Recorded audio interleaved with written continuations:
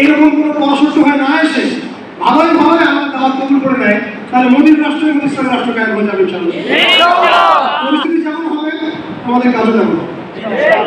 মুক্তির একটাই পথ, দাওয়াত এবং জিহাদ, দাওয়াত এবং জিহাদ। এরপরে যদি ইসলামী রাষ্ট্র কায়েম হয় ইনশাআল্লাহ আযজা ওয়া জাল, তখন দেখবেন বহির্বিশ্বে কিভাবে আমরা বড় বড় ইসলামিক কান্ট্রিগুলোর সাথে একটা একাত্মতা পোষণ করে একটা বৈশ্বিক চেইন অফ কমান্ড গড়ে তুলতে পারি। এবং সেটা অবশ্যই ইমানের ভিত্তিতে, তাওহীদের ভিত্তিতে, এবং সেটা অবশ্যই সিরাতের আদলে, সুন্নাহর আদলে, কোনো সেকুলার ডেমোক্রেটিক বা তাগুতের রাষ্ট্রের আদলে নয়। সেটা হবে সেই সব ভাইদের সাথে যারা আল্লাহর পথে দাওয়াত এবং জিহাদের মধ্য দিয়ে আল্লাহর জমিনে দিন কায়েম করেছেন, তাদের সাথে নয় যারা মুসলিমদেরকে নিজের দেশ থেকে ছড়িয়ে ফেলেছে এদের সাথে।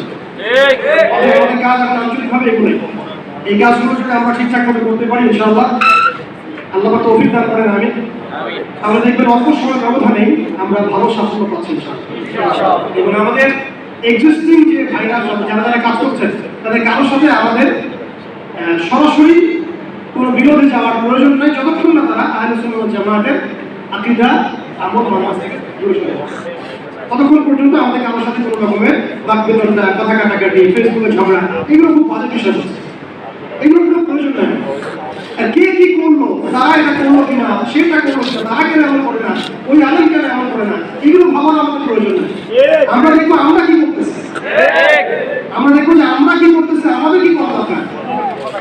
এই কাজগুলো যদি ঐক্যবদ্ধ হয়, ঈমান, আমল, তাসকিয়া, জামাআহ, ইমামা, ওলামা কেরাম, সাহাবাত, দাওয়াত এবং জিহাদ, ইনশাআল্লাহ আপনারা অপেক্ষা করতে থাকেন। বাংলার মাটিতে ইনশাআল্লাহ কালিমা লা ইলাহা ইল্লাল্লাহ মুহাম্মাদুর রাসূলুল্লাহ ইনশাআল্লাহ।